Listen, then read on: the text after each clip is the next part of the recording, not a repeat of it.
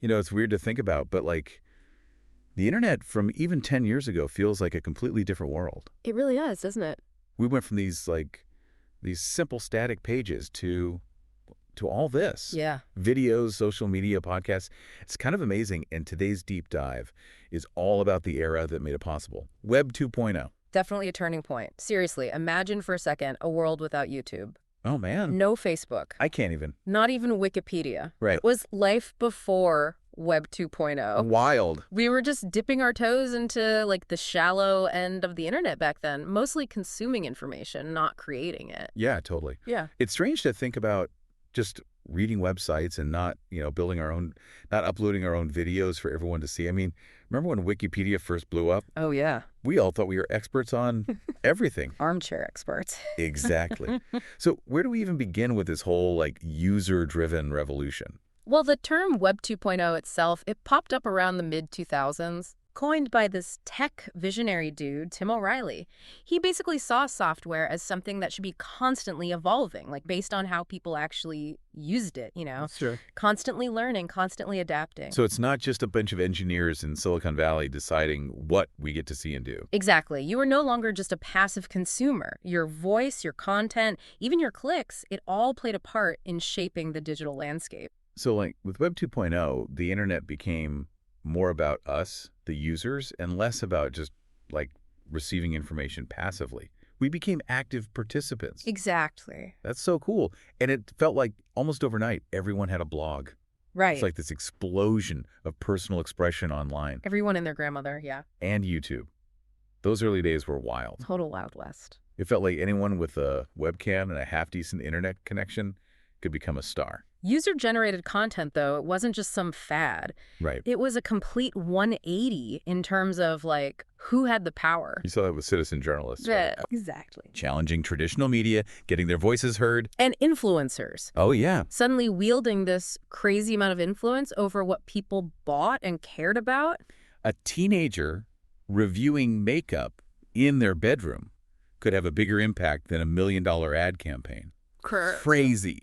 It's true. And the whole marketing world was turned upside down, right, Tel? Totally. Companies couldn't just bombard us with ads anymore. They had to figure out how to engage with us with this new breed of, internet-savvy, content-hungry users. Yeah. It was the birth of content marketing as we know it. Exactly. Building communities around brands, fostering dialogue. It was about making content people actually wanted to consume. It wasn't just about selling anymore. It was about connecting. Exactly. And another huge part of Web 2.0. Okay, let's hear it. Social networking. Oh, man. Remember when Facebook went from this niche college thing to, like, taking over the world?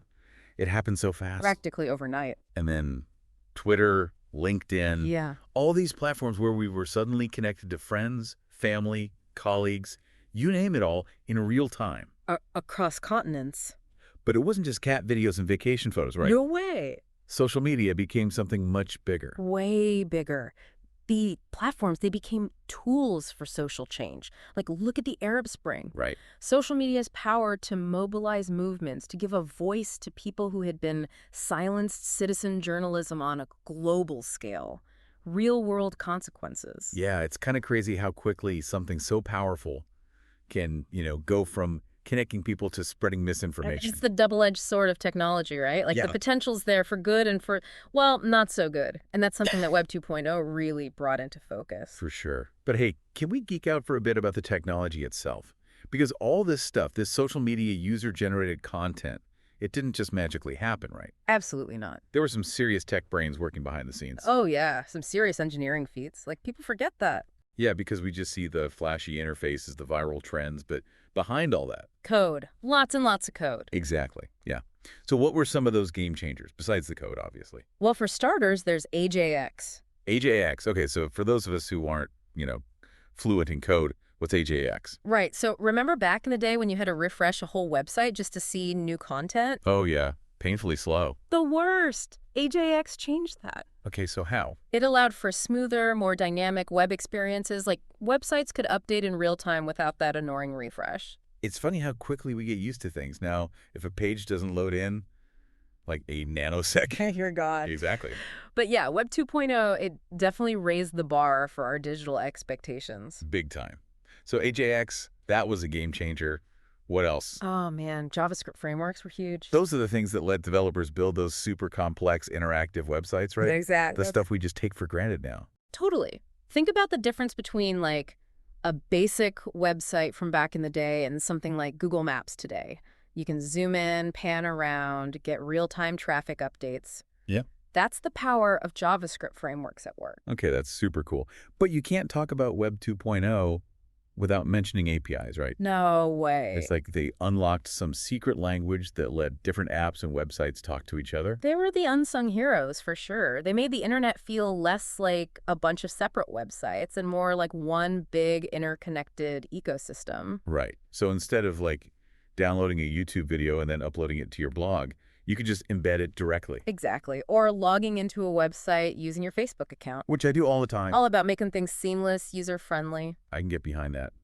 Speaking of user-friendly, remember RSS feeds? Oh, yeah. That was revolutionary back then. Totally. Being able to subscribe to your favorite websites and get updates automatically. Mind-blowing. It was like having a personalized news stream delivered straight to you. Right. No more checking websites manually. Talk about a time saver. And while we're talking about making the internet easier to use, we've got to give a shout out to platforms like WordPress, right? Definitely. Suddenly, anyone could build a website. You didn't need to be a coding whiz anymore. It was democratizing. Absolutely. It leveled the playing field for anyone who wanted to share their voice online. And then there were those social media plugins, the widgets. Yeah. You could share a blog post to Twitter with one click. The share button became ubiquitous. Which is crazy because it seems so normal now. I know, right? But that one little button, it fueled the rise of viral content and social media marketing as we know it. I know. It's wild to think about how much of this is just like second nature now. We don't even think about it. Right. Sharing a blog post to Twitter, embedding a Spotify playlist on your website, it all seems so basic. Totally. But these were huge innovations back then. They changed how we use the internet, for sure. And speaking of changing how we use the internet, there was this whole other side of Web 2.0 that we haven't even touched on yet. Oh, yeah, definitely. We've got to talk about tagging and folksonomies. Folksonomies.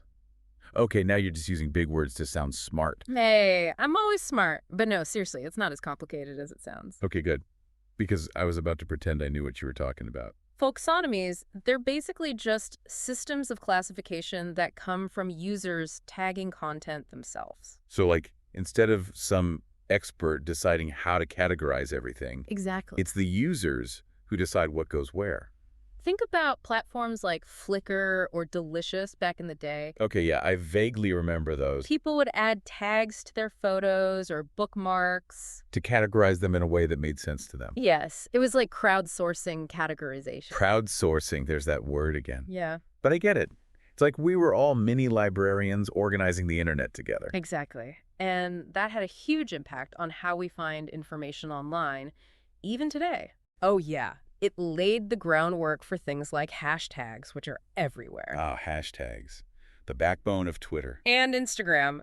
Yeah. Suddenly you could follow a conversation or topic across an entire platform just by clicking a hashtag. It's amazing how these things, these little innovations, can have such a ripple effect. But I guess that's Web 2.0 in a nutshell, right? It's not just one thing. It's this whole shift in how we think about the internet. Absolutely. It went from this abstract space for information to this dynamic platform for connecting, for creating, even for like making your voice heard. And it's a shift that's still shaping our world today, right? Oh, 100%. All those conversations we have now about like misinformation online, online privacy, Yeah. the power of these big tech companies. They all tie back to Web 2.0. Exactly. We opened up this Pandora's box and now we're trying to figure out how to deal with all the consequences, both good and bad. For sure. Mm. But for all the challenges, we've got to acknowledge the good stuff too. Oh, absolutely. Web 2.0, it empowered individuals in ways we could have never imagined back in the, dial-up days. Seriously, it democratized information, connected us globally,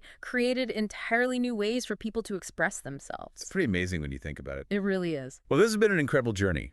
From user-generated content to social media, Web 2.0 changed everything. No doubt about it. And as we move into the future, with all this talk of Web 3.0, the metaverse, who knows what, it's more important than ever to understand this era, this Web 2.0 era. Totally agree. Learn from the past, shape the future. Right. Exactly. And on that note, we'll wrap up this deep dive into Web 2.0. Thanks for joining us. Thanks, everyone.